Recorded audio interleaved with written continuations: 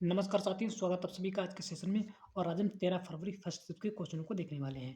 यदि आप इससे पहला वीडियो देखना चाहते हैं तो आप हमारे चैनल पर जाइए, प्ले लिस्ट मिल जाएगी, उसमें सारे वीडियो देख सकते हैं।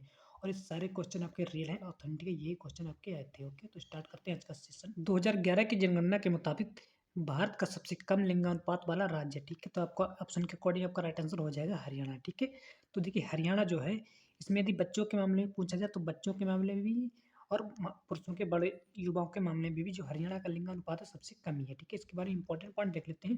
तो जो हरियाणा में भारत का लिंगानुपात सबसे कम है, और यदि देखें तो हरियाणा में प्रति 1000 पुरुषों पर 870 महिलाएं हैं। वहीं देश का यदि कुल लिंगानुपात आपके 943 है। ठीक है, और केरल में लिंगानुपात जो है सबसे ज़्यादा, जो कि कितना है, 1084 था। 1000 पुरुषों पर जी 184 महिलाएं हैं। ठीक है, पुडुचेरी में लिंगानुपात क्या है, 1038 है। यानी कि देखिए यदि राज्यों में बात करें तो सबसे ज़्यादा लिंगानुपात हमारा राज्य में केरल का, और यदि केंद्र शासित प्रदेश में बात करें तो केंद्र शासित प्रदेश में सबसे अधिक लिंगानुपात हमारा जो है वो पौंडीचेरी का है। ठीक है, इसके बाद में देखिए जो दमन एवं दीप है उसका लिंगानुपात सबसे कम है केंद्र शासित प्रदेशों में। ठीक है, तो कितना है, 618 है। ओके, सारे पॉइंट इंपॉर्टेंट है, याद कर लेना। नेक्स्ट देखते हैं क्वेश्चन। 2024 में विल ऑफ लॉर्डिंग विधेयक आया था। 2024 में किस मंत्रालय ने इसको पेश किया था? ठीक है, तो इसमें मंत्रालय पूछा गया है। तो देखिए किसने पूछा, केंद्रीय बंदरगाह, जहाजरानी एवं जलमार्ग मंत्रालय ने इसको पेश किया था अगस्त 2024 में। इसके बारे में देख लेते हैं इंपॉर्टेंट पॉइंट। देखिए यह विधेयक है भारतीय विल ऑफ लॉर्डिंग अधिनियम 1956 को प्रस्तावित करने के लिए लाया गया था, जिसे समुद्री व्यापार और शिपिंग से जुड़े कानूनी ढांचों को आधुनिक बनाया जा सके। ठीक है, और जो यह जो विधेयक था, इसको 9 अगस्त 2024 को लोकसभा में पेश किया था। और इस विधेयक का जो उद्देश्य था, मतलब शिपिंग उद्योग में विल ऑफ लॉर्डिंग से जुड़े अधिकारों और दायित्वों को स्पष्ट करना और उसे आधुनिक व्यवसाय व्यापार प्रथाओं के अनुरूप बनाना। ओके, नेक्स्ट क्वेश्चन देखते हैं। पूछा गया था कि अंगूर में कौन सा अम्ल पाया जाता है, या कौन सा अम्ल होता है, कौन सा मौजूद होता है, अम्ल मौजूद होता है। इसी तरह से था, कुछ चेंज भी हो सकता है। ठीक है, तो इसका आपका जो राइट आंसर हो जाएगा वो हो जाएगा टार्टरिक एसिड। ठीक है, यानी टार्टरिक एसिड की जो मात्रा है अंगूर में सबसे अधिक होती है। और इसके साथ साथ देखिए अंगूर में जो है टार्टरिक अम्ल होता है आपके, ठीक है, मैलिक अम्ल होता है और साइट्रिक अम्ल भी होता है। और इसमें जो टार्टरिक अम्ल की मात्रा जो है सबसे ज़्यादा होती है। ठीक है, ठीक है, टार्टरिक एसिड के बारे में देख लेते हैं इंपॉर्टेंट पॉइंट। देखिए जो टार्टिक एसिड होता है वो एक कार्बनिक अम्ल है, और ये सफ़ेद क्रिस्टलीय होता है। यह जो है प्राकृतिक रूप में कई फलों में पाया जाता है, जैसे कि आपके अंगूर हो गए, केला हो गए, और इमली में भी पाया जाता है। ठीक है, और इसकी अपनी तीव्र अम्लता के कारण ही अंगूर में बने जो उत्पाद होते हैं, वाइन के स्वाद को बहुत प्रभावित करता है। ठीक है, और इसको जो है सर्वाधिक उपयोग जो होता है इसका वाइन बनाने में ही अहम भूमिका निभाता है, और वाइन बनवाने में इसका ही उपयोग होता है। नेक्स्ट क्वेश्चन देख लेते हैं। ये संविधान के अनुच्छेद 74 किससे संबंधित है? ठीक है, तो संविधान का अनुच्छेद 74 किससे संबंधित है? तो यह जो आपका संबंधित है राष्ट्रपति की सहायता और सलाह देने के लिए मंत्रिपरिषद के गठन का प्रावधान है इस अनुच्छेद के अंतर्गत। ठीक है, इसके बारे में देख लेते हैं इंपॉर्टेंट पॉइंट्स क्या क्या आपको याद रखने चाहिए कि यह जो है मंत्रिपरिषद प्रधानमंत्री की अध्यक्षता में काम करती है, और यह मंत्री द्वारा राष्ट्रपति को दी गई सलाह किसी भी अदालत में इसकी जांच नहीं की जा सकती। ठीक है, और राष्ट्रपति प्रधानमंत्री की नियुक्ति करेंगे। ओके, और उसके बाद में जो कि जो अन्य नियुक्तियां होती हैं वो मंत्रियों की नियुक्ति राष्ट्रपति प्रधानमंत्री के निर्देश के अनुसार ही करते हैं। ओके, नेक्स्ट क्वेश्चन देखते हैं। इसके साथ साथ देखिए इसके वेतन भत्ते के बारे में आप देख सकते हो कि संसद के समय समय पर वेतन भत्ता जो है उनमें परिवर्तन का होता रहता है। नेक्स्ट क्वेश्चन देखते हैं। बिस्मिल्लाह खान पुरस्कार किस क्षेत्र में दिया जाता है? ठीक है, तो यह जो पुरस्कार आपके पास संगीत, नृत्य, नाटक, लोक कला और आदिवासी कलाओं के लिए दिया जाता है। ठीक है, देखिए आपके ऑप्शन में कोई भी हो सकता था, इनमें से आपको एक का लगाना था। ठीक है, जो भी ऑप्शन होंगे इसी में से आपका एक राइट होगा। ठीक है, और इसके साथ साथ देखिए आपको ध्यान रखना है कि जो यह पुरस्कार है वो संगीत नाटक अकादमी प्रदान करती है, और इस पुरस्कार में 40 वर्ष से कम उम्र के कलाकारों को दिया जाता है।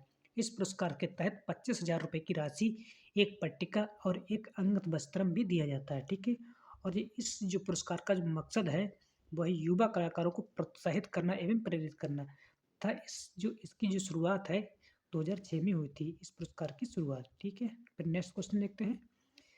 भारत में सबसे ज़्यादा बोले जाने वाली भाषा कौन-सी है? ठीक है, तो भारत में सबसे अधिक बोली जाने वाली जो भाषा है वो हमारी हिंदी ही है।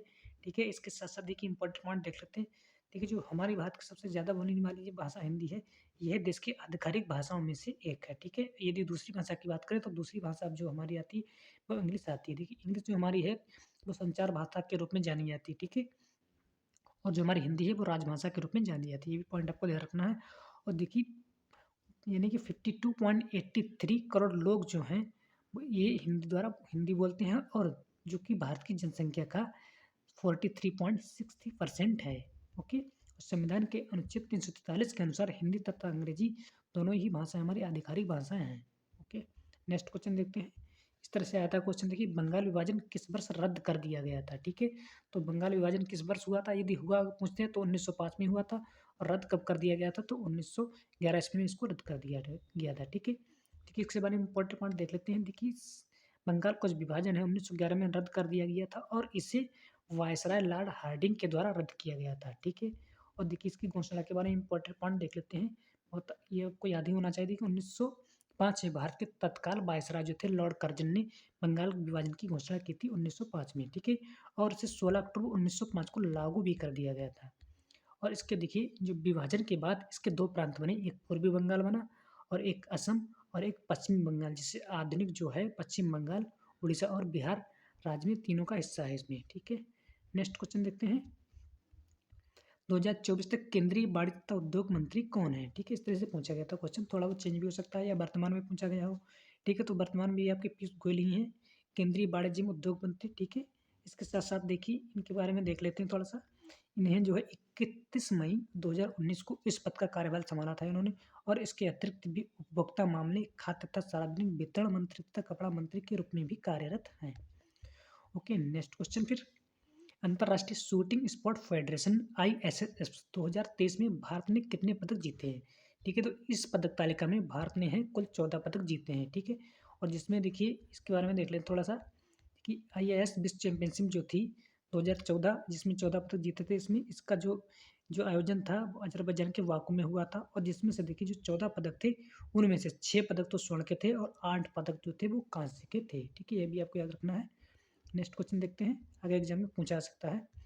द्रोणाचार्य पुरस्कार की स्थापना किस वर्ष हुई थी। ठीक है, तो द्रोणाचार्य पुरस्कार की स्थापना है जो 1950 में हुई थी। जिसने भी लगाया होगा उसका राइट आंसर होगा। ठीक है, इसके साथ साथ देखिए इस पुरस्कार के बारे में यदि हम देखें तो यह जो पुरस्कार है वो खेल की जो कोचिंग होती है, कोचिंग क्षेत्र में उत्कृष्टता के लिए दिया जाता है। ठीक है, यानी कि कोचों को दिया जाता है। ये भारत के कोचों को दिए जाने वाला सर्वोच्च सम्मान है। ओके, ठीक है, इस पुरस्कार के बारे में देखते हैं जी। यह जो पुरस्कार है, इस पुरस्कार के तहत द्रोणाचार्य जो होते हैं उनकी एक कांस्य की प्रतिमा, एक प्रमाण पत्र, औपचारिक पोशाक और नगद पुरस्कार भी इसमें दिया जाता है इस पुरस्कार के तहत। ठीक है, तो इस पुरस्कार की शुरुआत है, शुरुआत में सबसे पहले किनको मिला था। ठीक है, इनके भी नाम आपको याद होने चाहिए। ठीक है, सबसे पहले उनको जो मिला था उनको भालचंद्र भास्कर भागवत इनको कुश्ती के लिए मिला था। उसके बाद में ओम प्रकाश भारद्वाज को मुक्केबाजी के लिए मिला, और ओम एम नौबियार जिन्हें एथलेटिक्स के मिला था। ये जो पुरस्कार इन लोगों को मिला था। ठीक है, इन सभी के नाम आपको अच्छे तरह से ध्यान रखने हैं। ठीक है, याद कर लेना। नेक्स्ट क्वेश्चन देखते हैं फिर। घाटे के बजट से क्या आशय है। ठीक है, इस तरह से क्वेश्चन आया था कि थोड़ा बहुत चेंज भी हो सकता है। घाटे के बजट के बारे में पूछा गया था। ठीक है, देखिए घाटे के बजट के बारे में यदि हम कुछ ध्यान से सुने समझे, ठीक है, तो देखिए यदि हमारे जो खर्चे अधिक हो जाएंगे, ठीक है, और हमारी आय कम होगी, खर्चे ज़्यादा होंगे आय कम होगी, तो क्या होता है घाटा ही उसमें होता है। ठीक है, तो इसी को हम घाटे का बजट कहते हैं। ठीक है, तो आप सोच कर भी लगा सकते थे, बिल्कुल अधिकांश लोगों का क्वेश्चन राइट होगा। इसके साथ साथ देखिए आपको क्या इसके में ध्यान रखना है। घाटे का जो बजट है देश की वित्तीय सहायता पर इसका असर पड़ता है, और घाटे की बचत राष्ट्रीय जो होती है उसमें ऋण बनता है। घाटे के बजट के कारण सरकार को उधारी लेनी पड़ती है, तथा घाटे के बजट से दीर्घकालिक प्रभाव अर्थव्यवस्था पर भी पड़ सकते हैं। ओके, नेक्स्ट क्वेश्चन पूछा गया था आपके लिए, कुक्कुर पालन कौन सा उद्योग है। इस तरह से पूछा गया था, यानी जो पोल्ट्री उद्योग होता है उसको हम कुक्कुर पालन उद्योग के नाम से जानते हैं। ठीक है, जिसने भी लगाया उसका राइट आंसर हो जाए। इसके बारे में थोड़ा सा देख लेते हैं। देखिए जो कुक्कुर पालन आपका है वो पोल्ट्री उद्योग का ही एक प्रकार का हिस्सा है।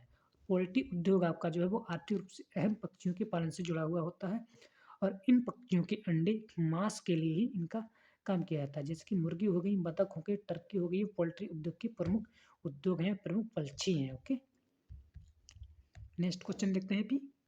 अमेरिका में खेले जाने वाले सबसे पुराने खेलों में से एक था, यानी कि इससे कौन सा खेल है जो अमेरिका में सबसे पहले खेला गया था। उसका आपका जो राइट आंसर हो जाता है वो लैक्रोस होता है। लैक्रोस नाम का एक खेल होता है जो अमेरिका में सबसे पुराना खेल है। इसके साथ साथ देख लेते हैं इसके बारे में। लैक्रोस जो है अमेरिका में खेले जाने वाला सबसे पुराने खेलों में से एक है, और इसे स्टिक बॉल के नाम से भी जाना जाता है। यह खेल है एल्गोरियन जनजाति के द्वारा खेला जाता है। ओके, नेक्स्ट क्वेश्चन देखते हैं फिर, उत्तर भारत का शास्त्रीय नृत्य कौन सा है? देखिए उत्तर भारत का शास्त्रीय नृत्य पूछा गया था। ठीक है, जो उत्तर भारत का आपका जो शास्त्रीय नृत्य है उसका नाम है कथक। ठीक है, कथक जिसने भी लगाया उसका राइट आंसर हो जाएगा। और ये जो है उत्तर भारत का एक शास्त्रीय नृत्य है और उत्तर भारत का एकमात्र शास्त्रीय नृत्य है। ये उत्तर प्रदेश का भी एक शास्त्रीय नृत्य है। ठीक है, कथक जो है कहानी कहने का मिश्रण होता है। इसमें नृत्य के जरिए किसी भी पौराणिक कहानी को दिखाया जाता है।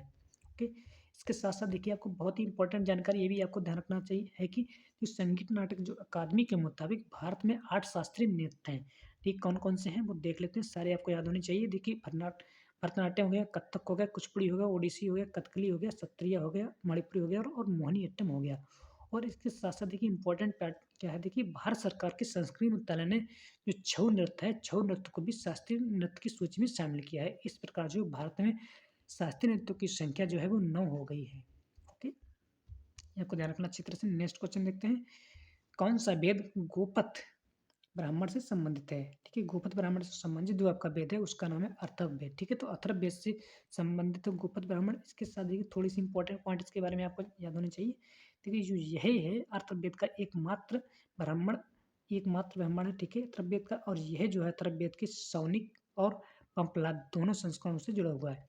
इसमें जो है दो भागों में इसको बांटा गया है, पूर्व ब्राह्मण और उत्तर ब्राह्मण। ठीक है, पूर्व ब्राह्मण में 5 प्रपाठक हैं और उत्तर ब्राह्मण में 6 प्रपाठक हैं।